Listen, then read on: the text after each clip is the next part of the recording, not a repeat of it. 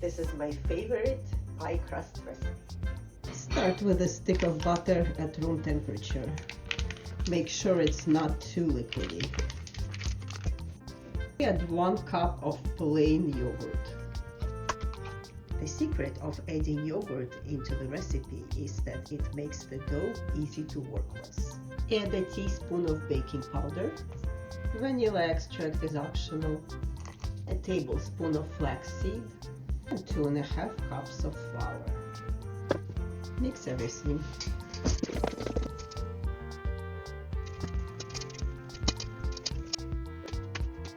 Roll the dough into a bowl and you can store it in the fridge for up to a week in a Ziploc bag. Make sure that the dough is chilled in the fridge for at least an hour before starting to make a crust. If you enjoyed the recipe, don't forget to like and subscribe, and I'm looking forward to making creations from the home.